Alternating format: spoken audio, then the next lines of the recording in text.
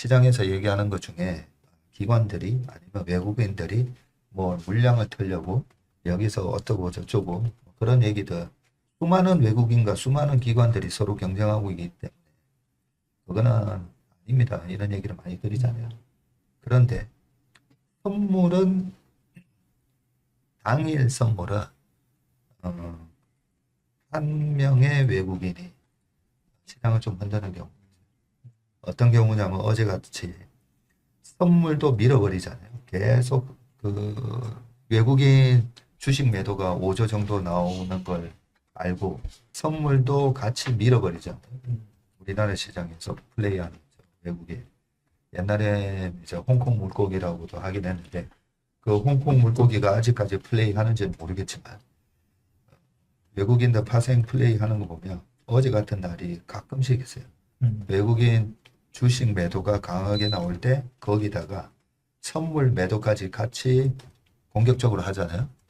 그래서 이 베이시스 의미가 뭐 어려운 개념은 아니고요. 이 선물은 앞설 선자거든. 앞설 선자. 그 선물의 이 베이시스를 구성하는 뭐 유가 선물도 있잖아. 유가 선물. 아마 3개월 뒤, 6개월 뒤, 1년 뒤에 선물을 내가 미리 계약을 해서 한다고 하면 그 1년 뒤에 받을 건데 그 받을 동안에 보험료도 들어가고 창고죠. 보관료도 필요하고 할 거니까 뭐 옥수수 선물, 대두 선물 다 있잖아요. 그래서 그 베이시스가 그 물건을 받기 전까지 발생하는 이자 비용 등등 다 해서 선물 가격이 항상 지금 현물 가격보다는 항상 비싸야 되는 게 맞아요.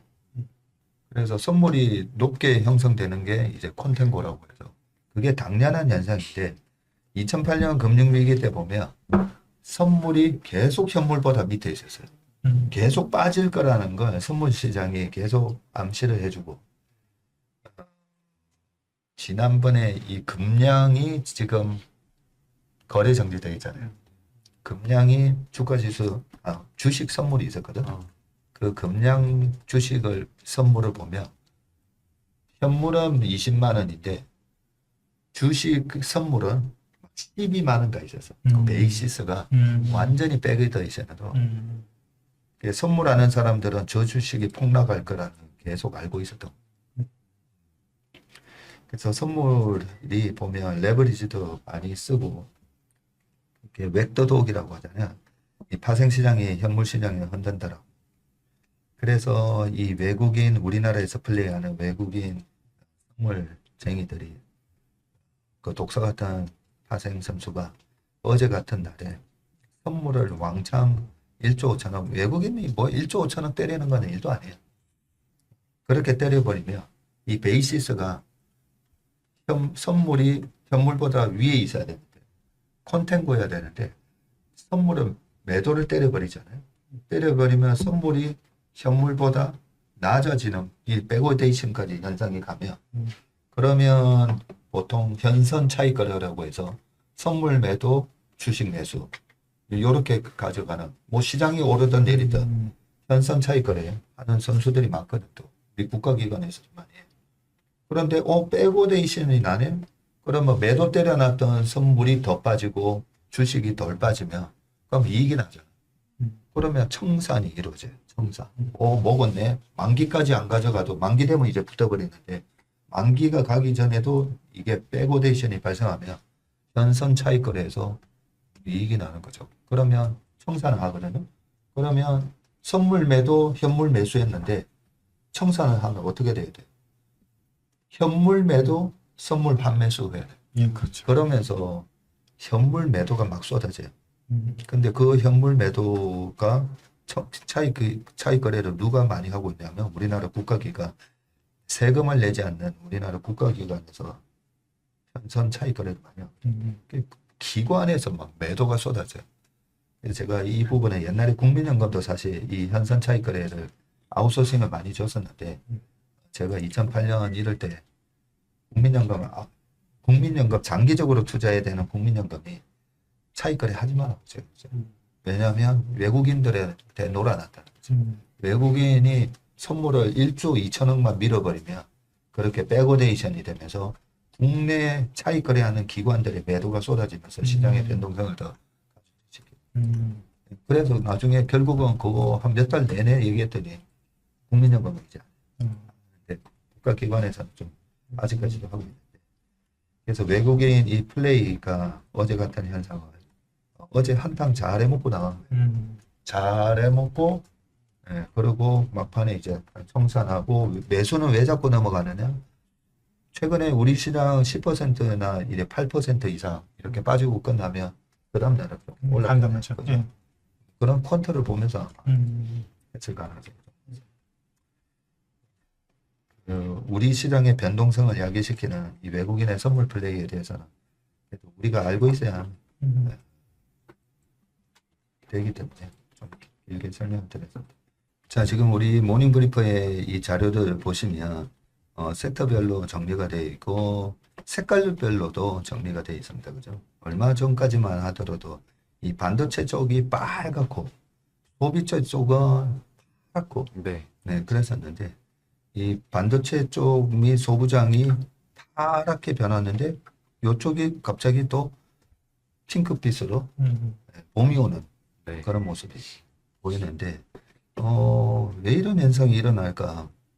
롱숏 때문이거든요. 우리나라에서도 롱숏 하고 있고 글로벌하게도 헤지펀드들이 롱숏을 엄청 많이 합니다. 지난번에도 설명 한번 드렸는데 에이, 지금 고금리에 소비재 안 돼. 네, 소비재 숏 때리고, 그리고 지금 반도체 좋으니까 반도체 롱 잡고, 그걸 똑같은 100억 가지고 소비재 400억 더 숏 때리고 그 400억 들어온 걸로 500억 원어치 반도체 사고, 이런 플랜들 많이 한다는 거죠. 그런 것들이 이제 쏠림을 가중시키는, 이 개인들의 쏠림만 있는 게 아니라 헤지펀드들도 그런 쏠림 매매를 한다는 거죠. 그랬다가 이쪽이 빠지잖아요. 롱이 이제 터질 때 5배로 지금 레버리지 쓰고 있는데 뭐 20% 빠지고 뭐 이러면, 그래서 어쩔 수 없이 롱 잡고 있는 선수들이 이쪽을 털면서 숏 잡고 있는 반대 소비재도 다시 환매수해야 돼. 공매 때려낸다. 커버. 네, 숏 커버를 하고 있는 그런 모습들이 연출이 되고 있다. 그렇게 보시면 되고, 이거 보면서 너무 파랄 때 사고 너무 빨갈 때 팔고, 이걸 로직을 만들어서 그렇게 펀드를 한번 만들어 볼까, 그런 생각도 들어요. 역발상으로. 예. 역발상으로. 저는 요즘 주식 보면서 되게 재미있는 현상들이 되게 많아요. 왜 사람들은 이런 비이성적인 행동을 할까? 근데 보면 유진 파머 교수가 효율적 시장 가설 얘기하면서 유명한 얘기라 에피션 마켓 비율이죠. 예, 그렇습니다. 거기서 모든 정보를 다 반영하고 있기 때문에 초과 수익을 내기 힘들다.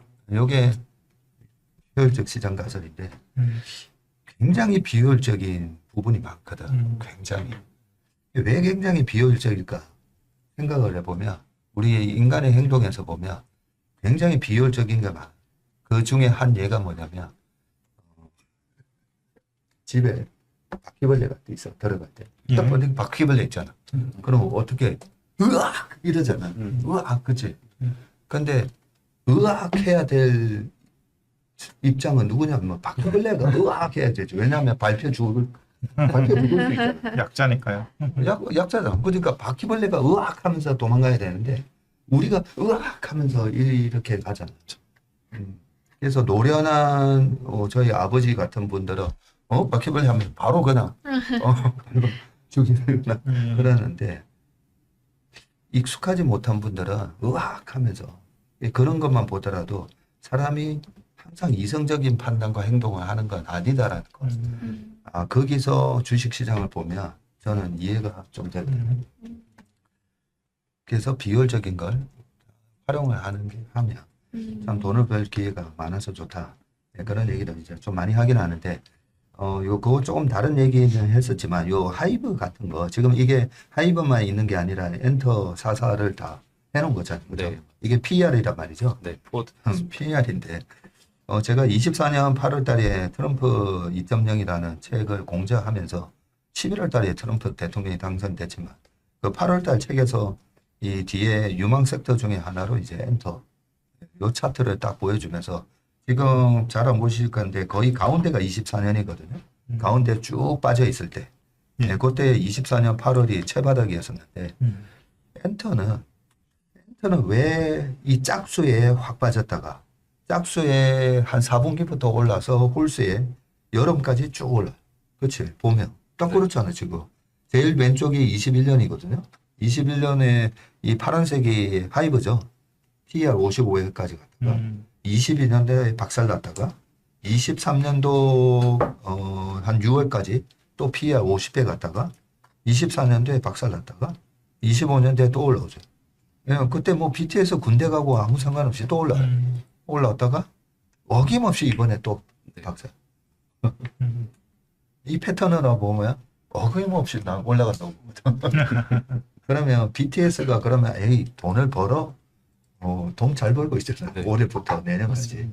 그리고 오 과장이 얘기한 것처럼 지금 신인 BTS만 에이 거기는 BTS밖에 없잖아 이러면 모르겠는데 아까 코르티즈, 뭐 캐치아이, 스트레이키즈, 세븐틴 그러면 도대체 왜 이렇게 짝수에 빠질까? 이번에 2분기가 성수기라고 했는데 2분기가 보면 4, 5, 6 이번에는 6월 달에 월드컵이 있어서 그래서 나는 3분기도 나쁘지 않을 것 그런 생각이 좀 들고 그리고 퀀터적으로 보더라도 항상 이렇게 짝수에 왜 박살날까? 스포츠 이벤트, 선거, 미국의 중간 선거, 대통령 선거 전부 다 짝수에 있잖아요. 예, 그렇습니다. 선거에 영향을 받는 거. 그렇게 써놨어요. 써놔서 엔터는 지금 24년에 8월 요 언저리에 들어가서 그 다음에 또 홀수에 중간에 여름에 팔고 나올 때. 이거 우리나라는 저는 그 BTS나 하이브나 이런 우리나라 그 엔터테인먼트가 글로벌 탑이죠. 탑이고 그렇죠. 중국하고 경쟁하지 않잖아요. 그렇습니다. 그래서 저는 참 돈 벌기 쉬운 섹터이라고 하는데 언제 사야 되느냐? 주가가 이래 빠져 있을 때. 근데 이런 걸 사면 우리 고객분 중에 새롭게 들어오신 분들 중에 왜 이런 주식을 사고 있냐고 그렇죠. 그런 분들이 계시기 때문에 그냥 모르셔서 아마 그런 질문을 하시는 분들이 많기 때문에 이런 걸 갖다가 한 번씩 이제 설명드리죠. 우리 최설리가 저는 팀 최설리가 굉장히 강하고 장기적으로 계속 고객분들한테 좋은 수익률을 내드릴 수 있다라고 확신을 하는 이유가 저희 회사만큼 조직력이 강한 회사는 없다라고 봐요. 그래서 우리 왕 박사도 있고 각각이 각자의 롤플레이를 잘해주는데 제가 할 수 있는 부분은 아무래도 이제 주식시장의 역사를 좀 많이 알다 보니까 아까 닷컴버블 붕괴 때 보면 필반지수 큰 폭으로 이제 하락을 하고 2001년, 2002년까지 3년 내내 미국 시장이 음봉나면서 큰 폭으로 빠지죠. 나스닥이 5100에서 1100까지 갔었으니까 80% 빠졌어요. 80% 빠지는 동안에 미국 시장 3년 연속 빠지는데 우리나라 시장이 2001년도에 36% 코스피가 플러스가 났어요. 36%. 플러스가 났는데 비슷한 현상이 하나가 있는데 환율이 빠졌어요. 우리 시장은 왜 그렇게 올라갔지? 미국 시장이 그것도 나스닥이 박살났는데 우리 시장이 어떻게 36% 플러스가 났지? 신기하죠? 신기했는데 원화 강세였어요. 근데 원화 강세가 뭐 1,200원이었다가 1,000원, 900원이 된 게 아니라 IMF를 겪으면서 원달러 환율이 2,000원 갔다가 99년도에 1,400원 뭐 이러던 게 2001년, 2년 되면서 1,100원까지 떨어지거든요. 그 원화 강세 속에서 2001년도에 강하게 올라갔던 주식이 건설주부터 해가지고 그 다음에 풀무원 이런 것들 올라가요.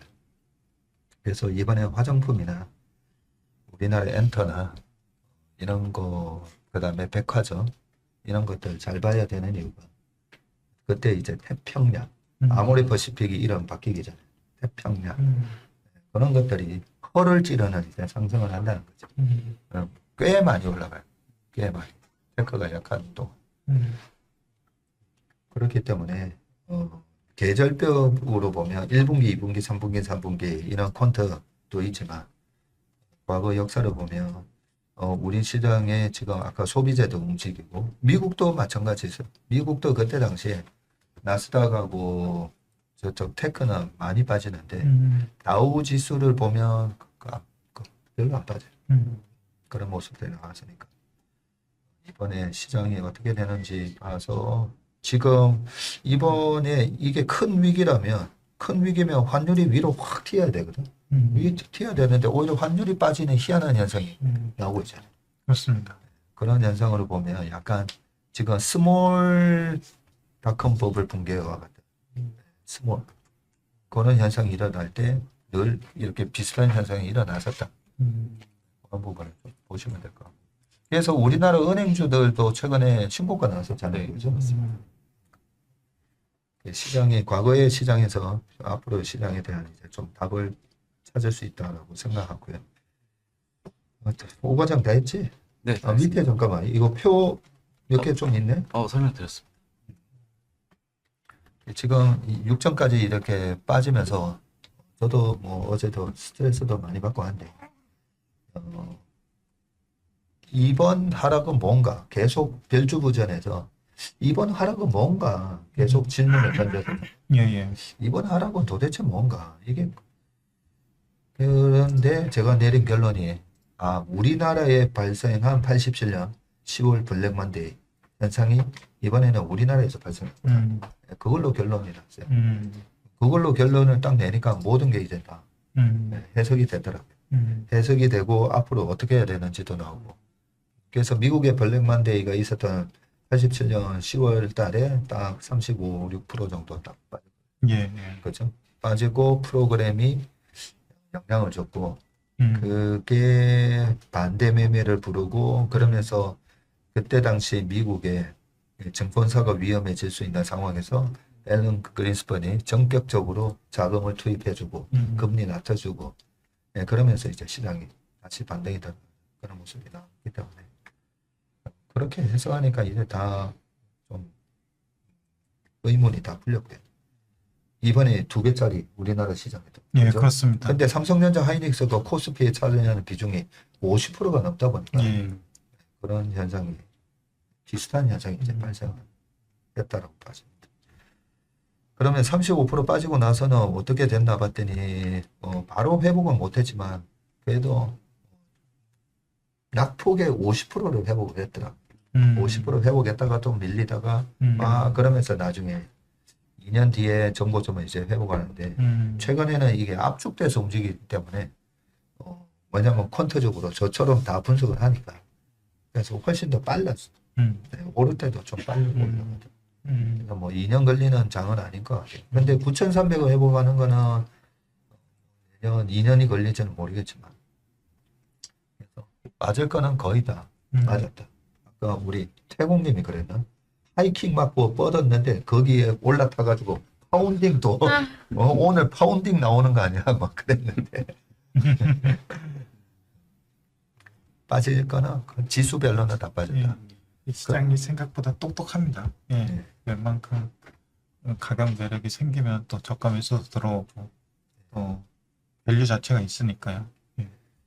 그래서 어제 워맨 신박에서 제가 그 87년 블랙만데이 때 상황을 조금 설명을 쭉 앞부분에 한 게 있거든요. 못 보신 분들은 그 부분 보시고 그러면 낙폭의 50%면 이번에 9,300에서 6,000 왔으니까 3,300 빠졌잖아요. 그죠?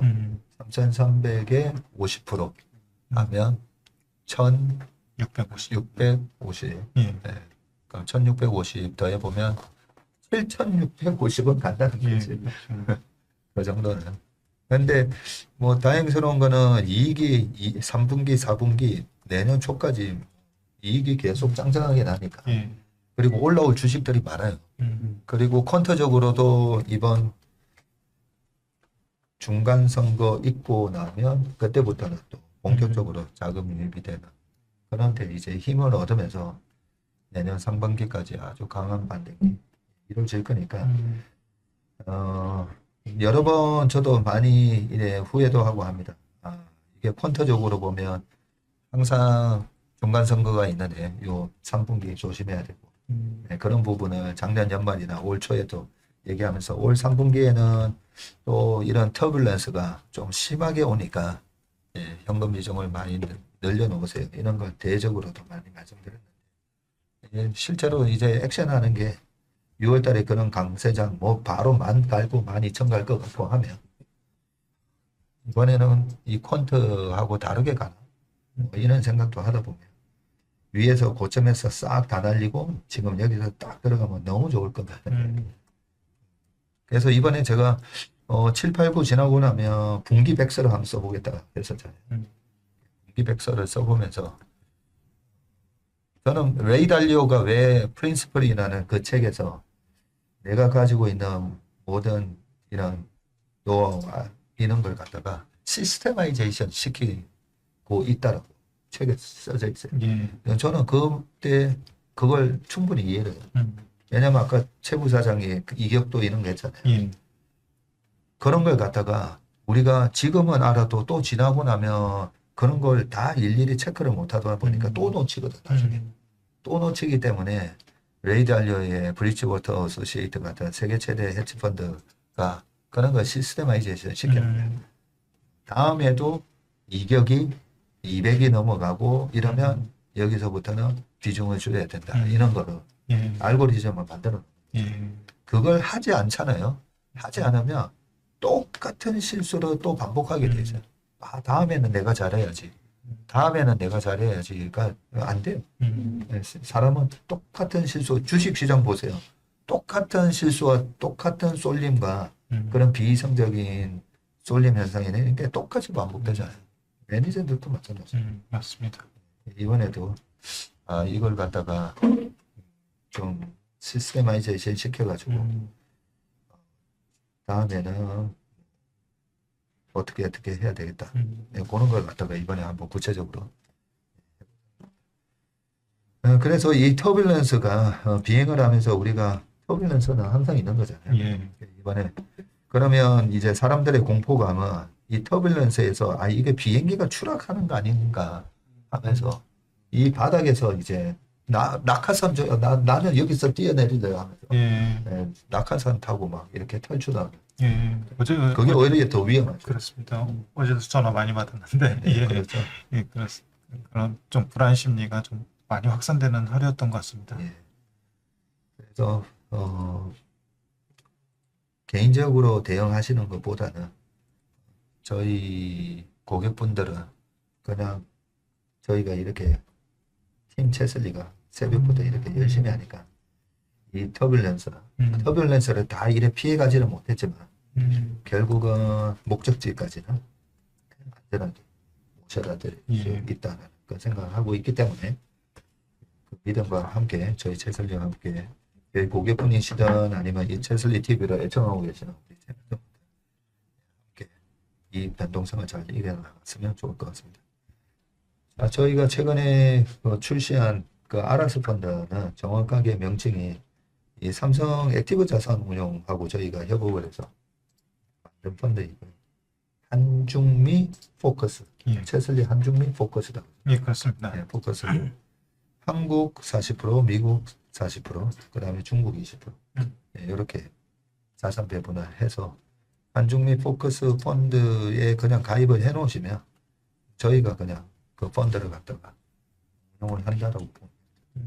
삼성 액티브 자산 운용에다가 자문을 해드리고 액티브 자산 운용에서 집행 되고 있습니다. 질문이 있어가지고 말씀을 드렸습니다.